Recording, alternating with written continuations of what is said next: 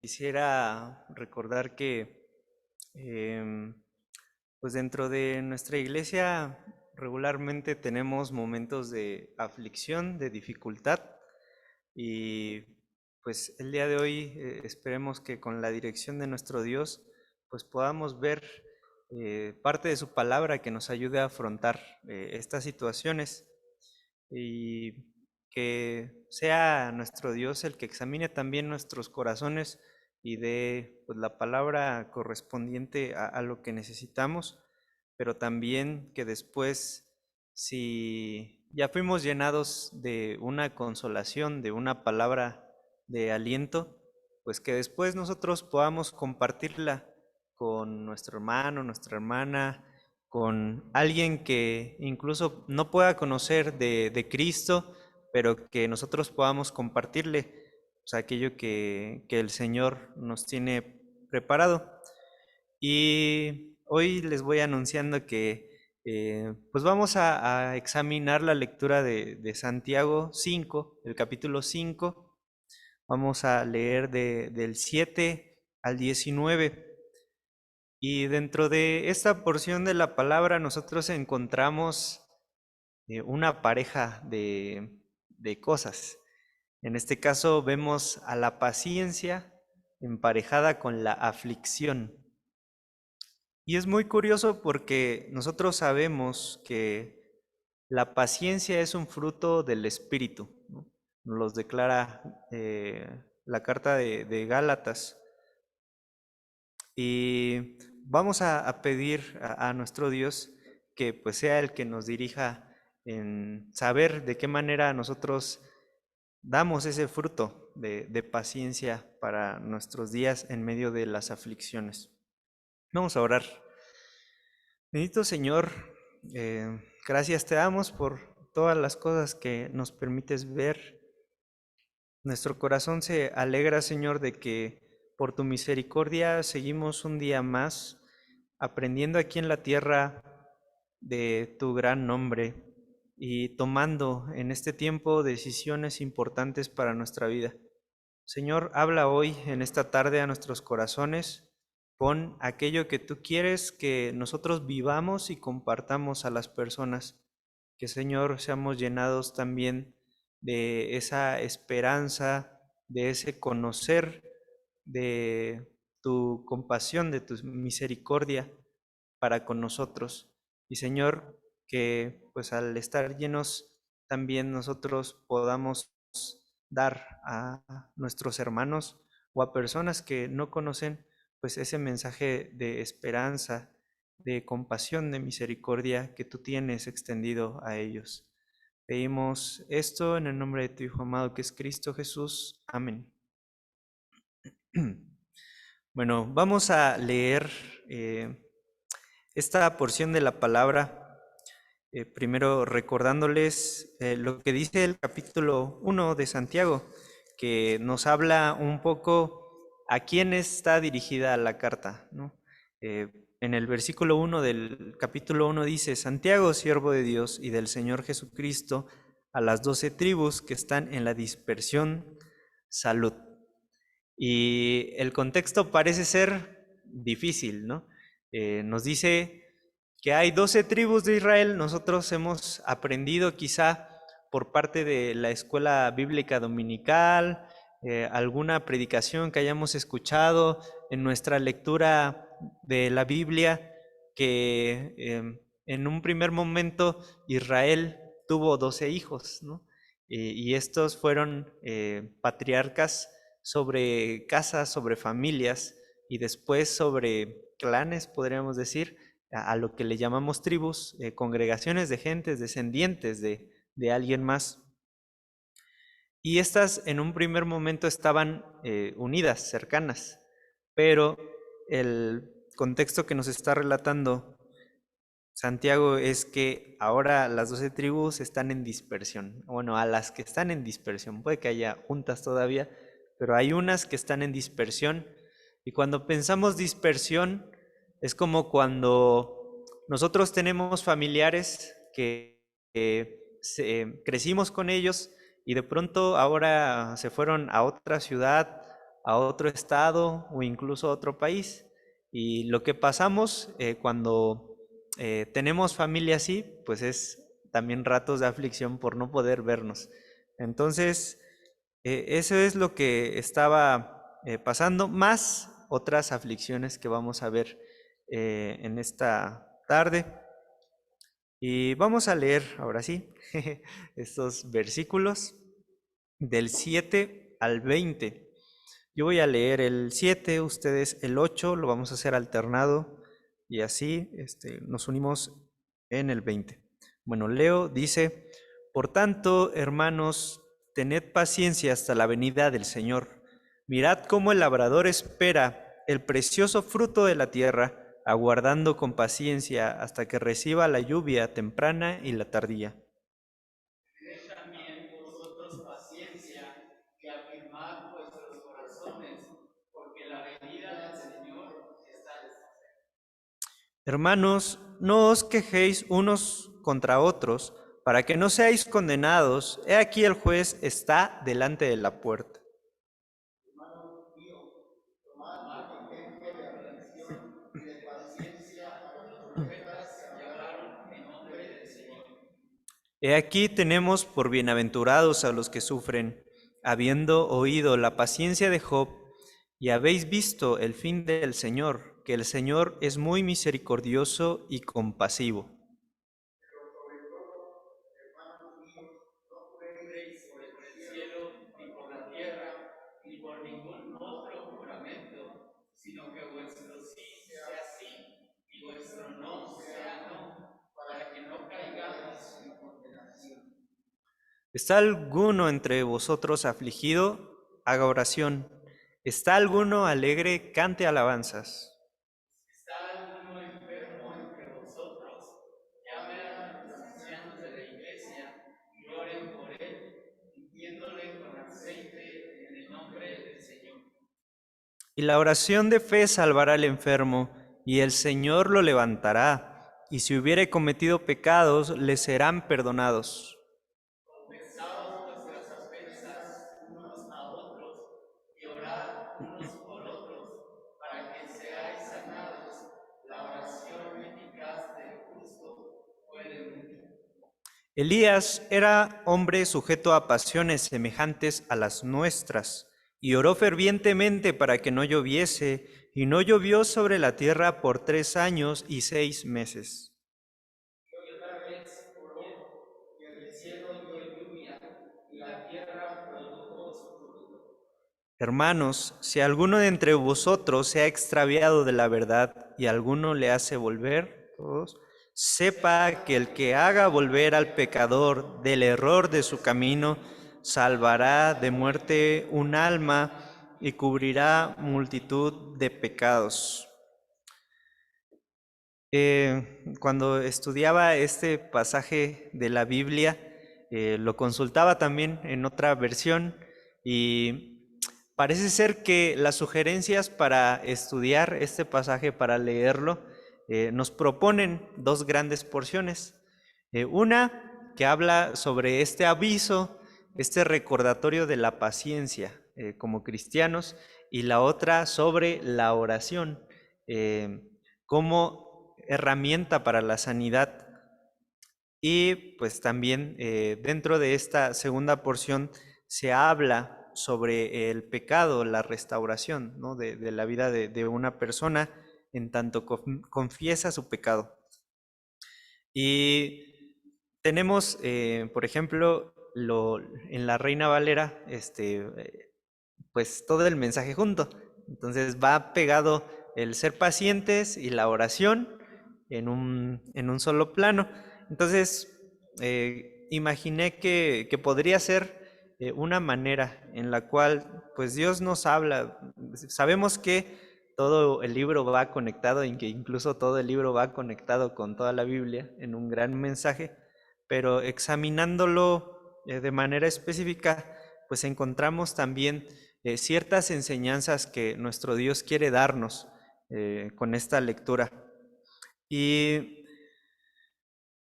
Esta segunda porción también me recuerda a esta porción me recuerda a una de mis favoritas también, que es en Lucas 18, del 1 al 8, que habla sobre el juez injusto y la viuda que oraba y pedía justicia. Pero bueno, veremos de qué forma esto que se nos ha dicho, pues va a revelarnos cuál es la relación entre la paciencia y cada una de las cosas, porque de pronto parece que unas no van tan acorde a lo que se está diciendo, sin embargo, cada una tiene un propósito de atender. Y bueno, de aquello que vemos en esta porción, podemos hacer como una radiografía principal. Vemos que al principio se nos invita a ser pacientes, ¿no? Porque la venida del Señor está cerca. Y después aparece una imagen. Dice, ¿cómo debe ser su paciencia? Como los labradores o como los agricultores que siembran y esperan la lluvia, no van y adelantan el proceso. Quizá estamos un poco menos familiarizados con ese tipo de paciencia, porque ahora ya hay sistemas de agua potable, encontramos nuestra comida en el mercado y parece ser que ya todo lo tenemos a la mano. Entonces, eso no ayuda a que nosotros tengamos muy presente cómo es esa experiencia, aunque gracias a Dios nos ha permitido estar en un pueblo donde todavía se siembra y entonces podemos saber un poco de qué paciencia se está hablando, de esa donde no podemos intervenir, sino que esperamos siempre que la provisión de Dios llegue a nuestra vida. Y cuando vemos que está esa imagen, después se nos dan unos ejemplos, unas advertencias también de no se quejen unos contra otros, no juren, hagan que su sí sea sí y su no sea no, y ejemplos de los profetas y su sufrimiento, y también el ejemplo de Job. Entonces se están mostrando los ejemplos y después las recomendaciones. Se pregunta si hay un enfermo, haga oración, y también en caso para confesarse los pecados. Entonces están esas recomendaciones y recordatorios al final, en los versículos 19 y 20, hermanos, si entre vosotros ha extraviado de la verdad alguno y alguno le hace volver, sepa el que le haga volver, que haga volver al pecador del error de su camino, salvará de muerte un alma y cubrirá multitud de pecados. Entonces tenemos, por un lado, ese exhorto, una imagen de cómo debe ser ese exhorto, ejemplos que ayuden a afianzar estas oraciones o estas invitaciones que nos hace Santiago, y entonces nosotros vamos encontrando de qué forma pues Dios nos habla a través de cada una de estas cosas. Y de lo siguiente yo extraía 4 escenarios de aflicciones que vienen a nuestra vida y en los cuales nosotros tenemos que ejercitar la paciencia. Eso es lo que también el Señor me mostraba en el estudio de esta porción de la palabra. Y una cosa más, que debemos recordar que la paciencia no es quedarnos contemplando que pasen las cosas, sino que la paciencia es acción.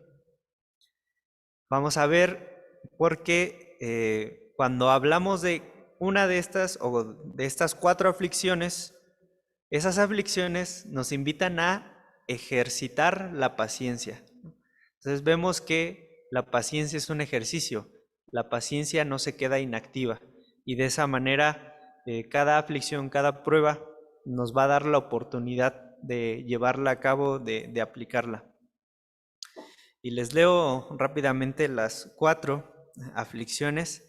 Dice, la primera es, una aflicción llega porque nos desesperamos de que las cosas no salen como quisiéramos.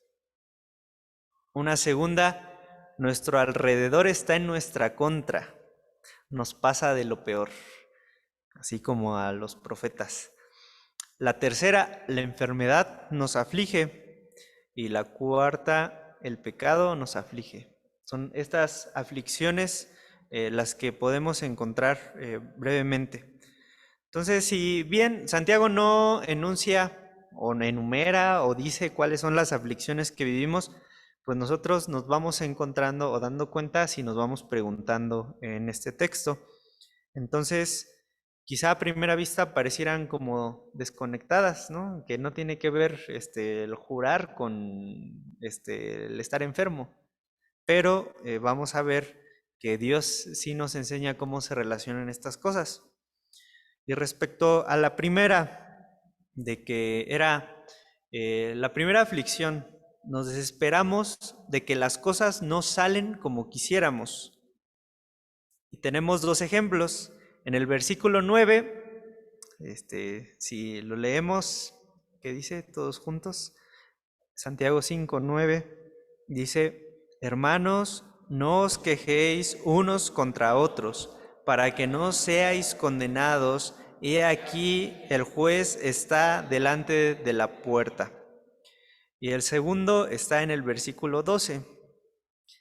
Dice: pero sobre todo, hermanos míos, no juréis ni por el cielo, ni por la tierra, ni por ningún otro juramento, sino que vuestro sí sea sí y vuestro no sea no, para que no caigáis en condenación. Examinando un poco, nos diríamos, la queja es una muestra de que las cosas no salen como nosotros quisiéramos. ¿Por qué? Porque nosotros nos quejamos cuando vemos que alguien hace algo mal o cuando algo nos pasa y no estamos de acuerdo con ello.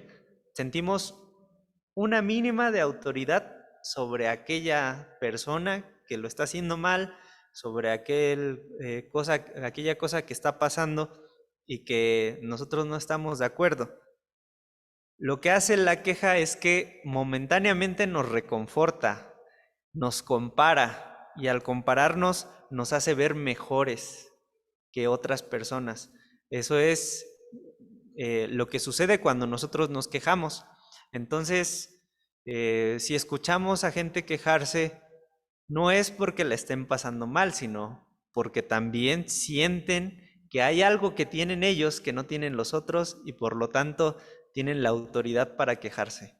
Entonces, hablamos en este sentido de que esta queja apunta a mi concepto de mí. O sea, es una de las primeras cosas. Y nos ha de recordar quizá esta porción en Lucas. Vamos a Lucas 6, del 37 al 38.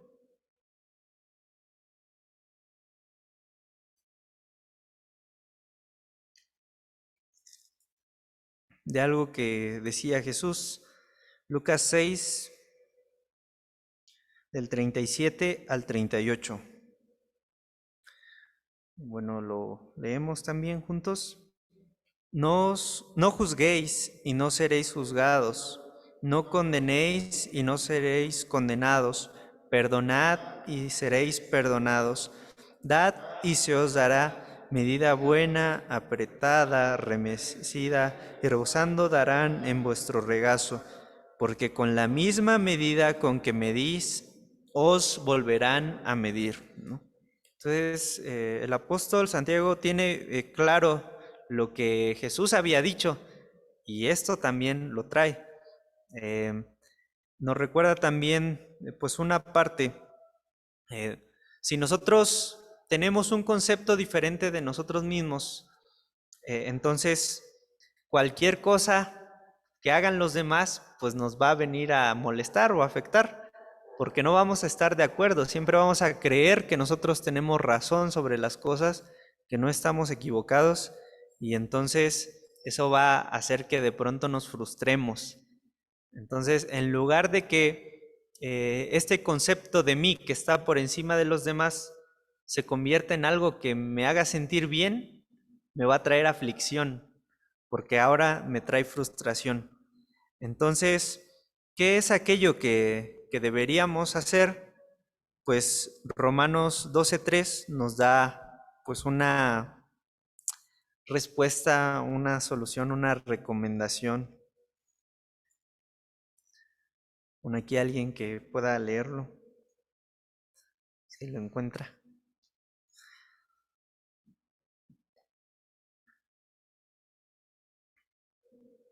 Romanos 12:3.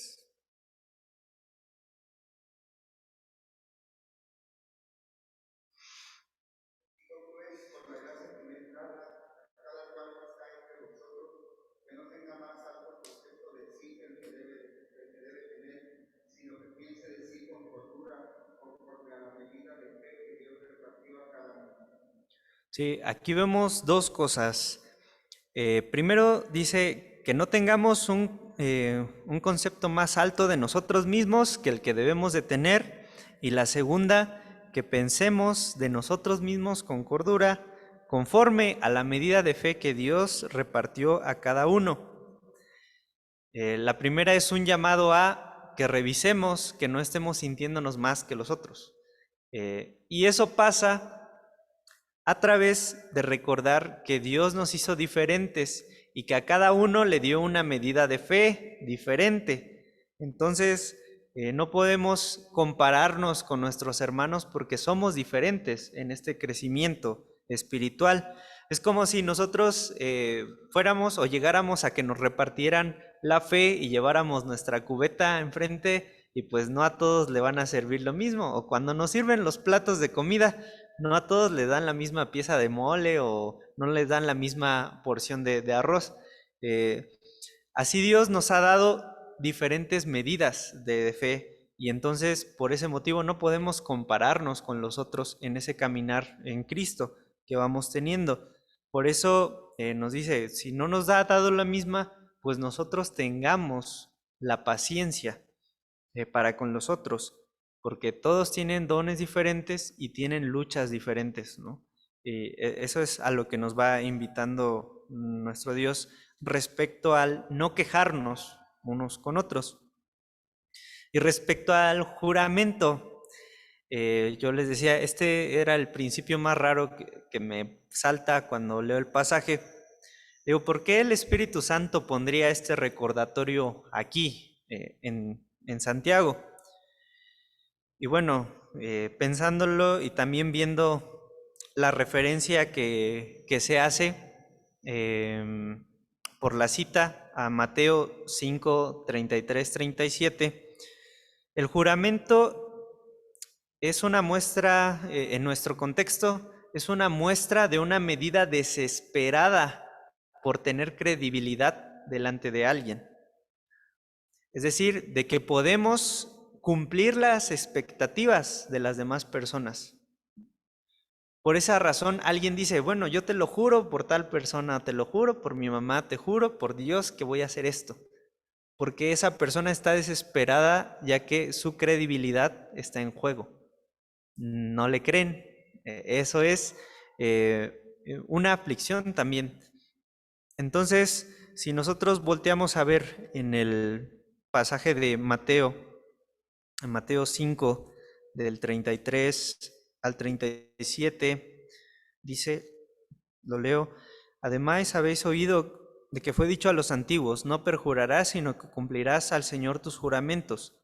Pero yo os digo, no juréis en ninguna manera, ni por el cielo, porque es el trono de Dios, ni por la tierra, porque es el estrado de sus pies, ni por Jerusalén, porque es la ciudad del gran rey. Ni jurarás, ni por tu cabeza jurarás, porque no puedes hacer blanco o negro un solo cabello. Pero sea vuestro hablar sí, sí, no, no, porque lo que más es más de esto, de mal procede. Aquí nos aclara Jesús, ¿no? ¿Por qué alguien recurriría al juramento? Pues porque está desesperado, porque no le creen. ¿Y por qué será que no le creen? Pues porque no cumple lo que promete o no hace lo que dice, porque hay mentira o hubo mentira en su boca. Entonces, ¿qué consejo nos da Dios a quienes pierden credibilidad? Pues di y haz, ¿no?, lo que dices. Pon en práctica lo que hablas y de esa manera vas a recuperar credibilidad. Y ahí está la paciencia, en que tienes que volver a ganarte tu credibilidad. Tienes que cumplir tu parte, pero también ten en cuenta de que si perdiste la credibilidad, no porque hagas una cosa que ya dijiste, luego la vas a recuperar, ¿no? Entonces nos estamos viendo que la paciencia nos lleva a actuar, pero es una cosa que se relaciona como con el fruto de la lluvia. No porque ya sembremos va a llover al día siguiente y va a crecer la planta, sino que sembramos y van transcurriendo los días y llega la lluvia y hace el crecimiento a su tiempo, no al que nosotros queremos.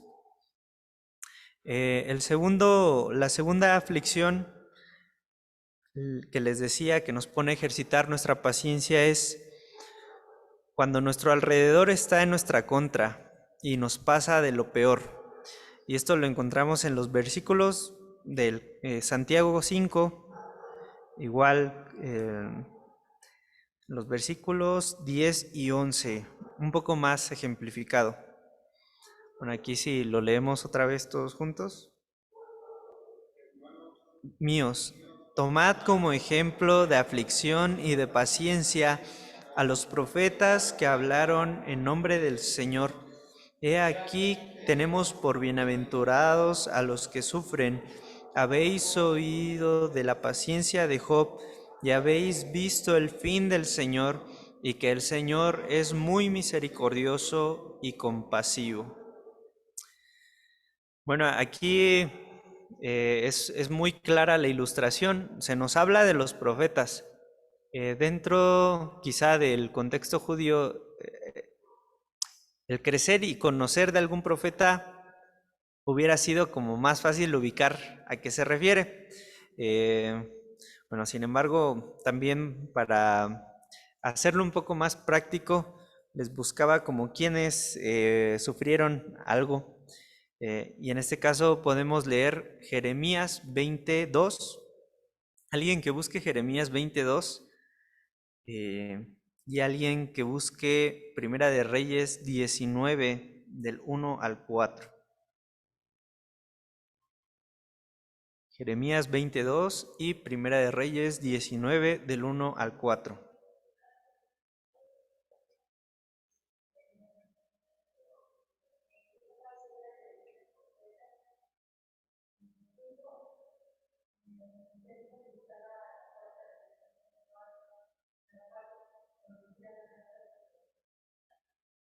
Sí, y Primera de Reyes 19 del 1 al 4, a ver si no me equivoco. Ajá.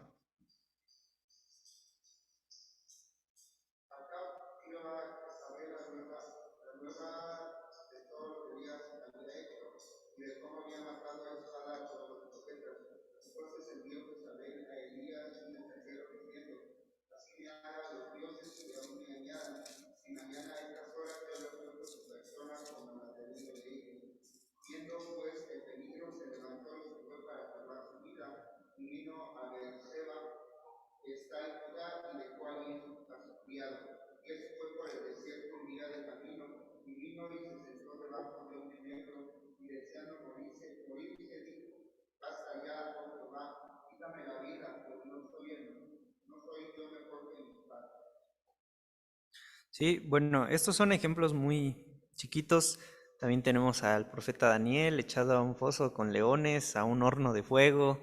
Digamos que sufrimientos hay varios y demás. Y por ejemplo, en el caso de Jeremías, dice que lo azotaron, ¿no? O sea, lo golpearon de manera de escarmiento y lo pusieron en un cepo.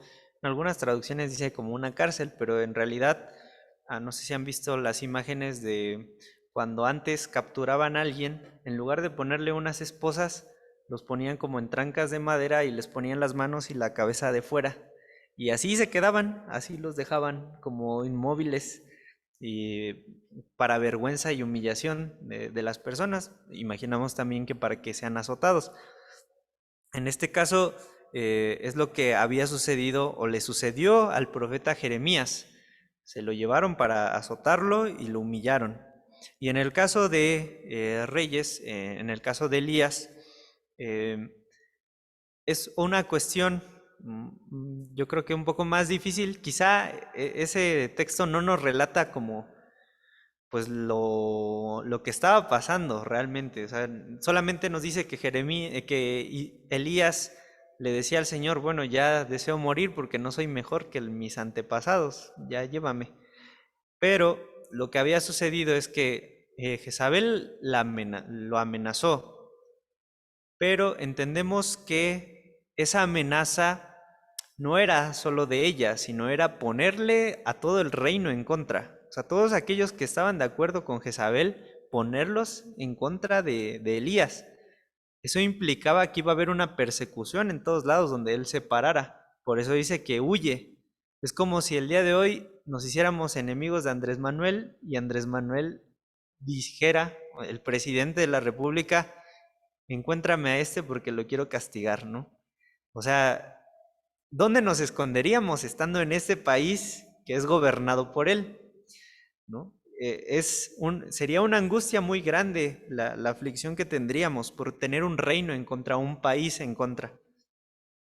Pero aún así es un ejemplo, ¿no? De cómo Dios también sostiene a sus profetas. Y el otro ejemplo es el de Job. Y pues ese igual lo recordamos, ¿no? Un poco de que, bueno, si lo buscamos, en el capítulo 1 nos van dando como las claves de lo que sucedió a Job.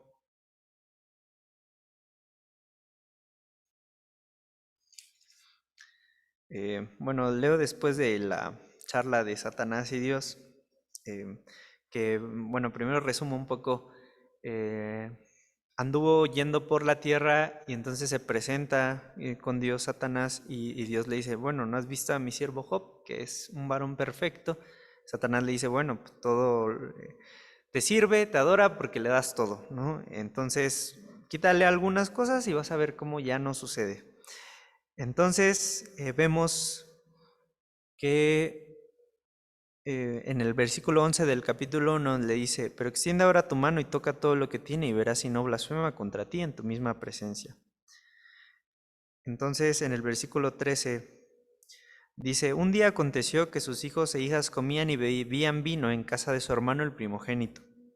Y vino un mensajero a Job y le dijo, estaban arando los bueyes y asnas paciendo cerca de ellos, y acometieron los sabeos y los tomaron y mataron a los criados a filo de espada, solamente escapé yo para darte la noticia.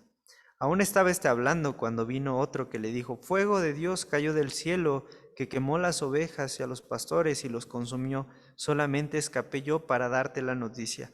Todavía estaba hablando y vino otro que le dijo, los caldeos hicieron 3 escuadrones y arremetieron contra los camellos y se los llevaron y mataron a los criados a filo de espada y solamente escapé yo para darte la noticia. Entre tanto hablaba, vino otro que dijo, tus hijos y tus hijas estaban bebiendo y comiendo vino en casa de su hermano el primogénito, y un gran viento vino del lado del desierto y azotó las 4 esquinas de la casa, el cual cayó sobre los jóvenes y murieron, y solamente escapé yo para darte la noticia. Entonces Job se levantó y rasgó su manto y rasuró su cabeza y se postró en tierra y adoró.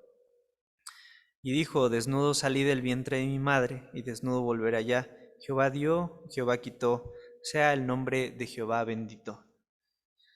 Y aquí, pues la dificultad de Job, pues también fue muy grande. Esta ha requerido también muchas predicaciones. Pues solamente decimos que es un ejemplo que nos da Santiago para que nosotros nos animemos y seamos pacientes, que tengamos esa paciencia, que aunque vengan las aflicciones, nosotros no decaigamos en nuestra fe a Dios, en nuestra adoración a Dios, y que sigamos también predicando su palabra. Ese es el ánimo que debemos tener de acuerdo a cuando las cosas pasan a nuestro alrededor y nos pasa de lo peor, ¿no? En cuanto a la tercera, y una cosa más, ese versículo, el 12, El 11 termina de una manera muy curiosa que me tomó un tiempo también entenderle un poco. En el 11 dice, aquí tenemos por bienaventurados a los que sufren. Habéis oído de la paciencia de Job y habéis visto el fin del Señor, que el Señor es muy misericordioso y compasivo. Y nosotros nos remitimos a la lectura de Job y vemos que al final Dios le devuelve, ¿no? O le da patrimonio, le da hijos y de algún modo le recompensa, sustituye aquello que tuvo y le da más. Y entendemos un poquito el contexto rumbo a ese sentido, pero también pensaba en, bueno, eh, cuando Santiago habla del Señor, también se refiere al Señor Jesús.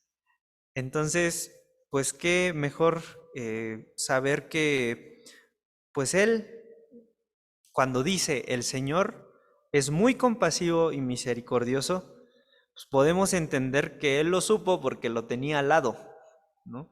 Tenía al lado a Jesús y entonces físicamente, y Jesús era la imagen del Padre, Jesús era quien le había dado a conocer y por eso lo dice y con esa seguridad nos lo comparte. Entonces el Señor está con nosotros acompañándonos en ese sufrimiento personal que vivimos. Es la enseñanza también de este versículo 11, que el Señor sabe qué es lo que estamos viviendo y lo que estamos pasando. En el tercer punto, o la tercera aflicción que nos hace ejercitar la paciencia, pues es la enfermedad. Y ante esta aflicción, noto una cosa diferente a las otras. La paciencia aquí se ejercita en comunión con Dios y con mi comunidad, con mis hermanos. La recomendación más poderosa que nos hace la Biblia está en el versículo 14, y es que se pida la oración a los ancianos de la iglesia, de aquellos que tienen madurez espiritual, para orar por la persona, hacer la unción con aceite en el nombre del Señor. Y pues esto nos está relatando que cuando nosotros nos enfermamos, cuando pasamos momentos de enfermedad, pues es muy importante hacer oración por nuestros hermanos que están enfermos. Y quizá a veces lo hacemos, pero desde lo muy lejano, desde, bueno, nosotros venimos a este templo a orar un día y oramos por los hermanos enfermos. Lo hacemos en nuestra casa y lo hacemos lejanos, distantes. Pero yo creo que una de las recomendaciones principales es que nosotros podamos estar presencialmente con nuestros hermanos, que los podamos visitar y que podamos orar con ellos.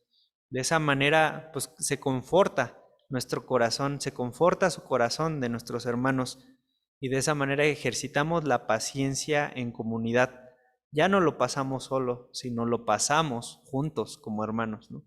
Esa es la recomendación que nos puede hacer el apóstol Santiago para que nosotros apliquemos nuestra paciencia de esa manera. Y bueno, hay más detalles de esto, pero no los vamos a tocar con la oración. Pero sí, respecto a que tengamos pues esa fe, de hecho nos da uno de los versículos más hermosos, ¿no? Del que se ocupa para animarnos, que es el versículo 15. Y la oración de fe salvará al enfermo y el Señor lo levantará. Y si hubiese cometido pecados, le serán perdonados. Y aquí nos aparece la cuarta aflicción, la aflicción del pecado. Y yo les pondría, bueno, si tenemos una aflicción, entonces ejercitamos la paciencia de una manera. ¿Cómo ejercitamos aquí? Bueno, esta aflicción primero se encuentra entre nosotros, es muy común que haya pecado. y que el pecado genere aflicción a nuestra vida. Y yo se los comparto porque yo lo tengo muy presente también de esta primera parte del año. Pues el pecado me afligió mucho en la vida y pues nuestro Dios nos da una recomendación a través de su palabra de qué hacer, ¿no? Frente a esta aflicción. Y también recuperando el apunte anterior de que esa paciencia se ejercita en comunión, también aquí frente a la aflicción del pecado es importante ejercitar nuestra comunión, ¿no? Y bueno, la recomendación la encontramos en el versículo 16. Dice, confesaos vuestras ofensas unos a otros y orad unos por otros para que seáis sanados. La oración eficaz del justo puede mucho. Nos dice, bueno, tenemos que confesarnos nuestros pecados y orar unos por otros frente a esta situación. Porque a veces, bueno, muchas veces queremos llevar nuestros asuntos solos. Sin embargo, Dios nos ha provisto de una familia para orar unos por otros frente a todo asunto. Y aquí es muy importante porque también nos muestra que la sanidad, la confesión y el perdón van de la mano. Eh, no voy a profundizar mucho tampoco en esto, pero si recordamos, esto está insertado también en concordancia bíblica con el ministerio de Jesús cuando iba a morir en la cruz, y eso lo encontramos en Isaías 53, 2. Allí no sé, no, 53, 5.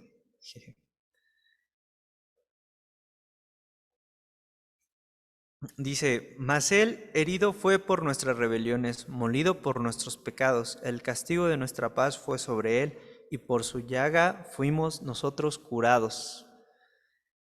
Habla de un proceso está hablando del pecado, pero también está hablando de la sanidad en este mismo versículo, así como también está hablando de lo mismo en el versículo 16. Podemos ver entonces que cuando nosotros confesamos nuestro pecado, también nos dice Primera de Juan que Él es fiel y justo para perdonarnos de nuestro pecado y limpiarnos de toda maldad. ¿Y a qué es justo si pecamos y merecimos morir? Pues a su palabra, a su promesa de que Él proveería la forma en la que nuestros pecados fueran quitados de nosotros. Y eso fue a través de Cristo. O sea, Él es fiel a que el sacrificio de Cristo tiene efecto en nuestra vida y nos quita todo el pecado. Y bueno, si notamos esta última, nos recuerda, la paciencia es aplicada otra vez, porque oramos, nos escuchamos, nos confesamos y perdonamos. Son esas cosas las que ponemos en práctica cuando la aflicción por pecado llega. Aplicamos la paciencia haciendo esto. Y bueno, yo también lo tengo presente porque pues fue una de las cosas que estuve haciendo. Y pues Dios me mostraba esto, que es muy importante no pasar como las cosas solos, que podamos compartir aquello que estamos viviendo y que podamos orar unos por otros y animarnos en la fe, porque es muy valioso, no para nosotros mismos, sino para las otras personas. Y esto nos lo recuerda los últimos versículos del 19 al 20. Dice, hermanos, si alguno de entre vosotros se ha extraviado de la verdad y alguno le hace volver, sepa que el que le haga volver al pecador del error de su camino, salvará de muerte un alma y cubrirá multitud de pecados. Santiago no termina diciendo, esta es la recompensa para alguien que hace volver a otro del pecado. Va a tener un asiento especial en el reino de los cielos, ¿no? No, lo que dice es, va a llegar salvación para la persona que hizo volver la recompensa no está para mí, es para la otra persona, ¿no? Recordamos, preocuparnos por otros hace que las cosas le lleguen a los otros y no a nosotros. Y esa es eh, también parte de las enseñanzas que Jesús nos hace. Y por último, hermanos, decirles que con todo este pasaje, Santiago nos hace ver que el Señor está con nosotros desde antes hasta ahora y ha estado con otros atrás. Si nos está hablando de la paciencia y de que ejercitemos la paciencia ante la aflicción, nos trae a cuentas eh, la experiencia de los profetas, la experiencia de Job, y nos muestra cómo Dios ha estado con cada uno de nosotros, bueno, con cada uno de ellos, y cómo esa experiencia está con nosotros. Y también lo dice porque, les recuerdo, le tocó convivir con Jesús, y entonces pues, él sabía que Jesús sí era alguien compasivo y que era alguien misericordioso, y con esa seguridad nos está escribiendo esta carta, ¿no? O bueno, está escribiendo esta carta para que nosotros entendamos hacia dónde nos debe dirigir la aflicción, hacia la paciencia, ¿no? Y esa paciencia no es una etapa o una espera contemplativa, como muchas veces la vemos. Es una espera en acción, en movimiento y haciendo su voluntad. Y bueno, espero que el Señor nos bendiga y que podamos aprender y seguir aplicando esto, saber que la paciencia no es quedarnos sin hacer nada, sino haciendo las cosas esperando como los labradores esperan que llegue la lluvia. Ellos siembran, pero no siembran para cosechar al día siguiente, ¿no? Y asimismo, pues nosotros hagámoslo, hermanos.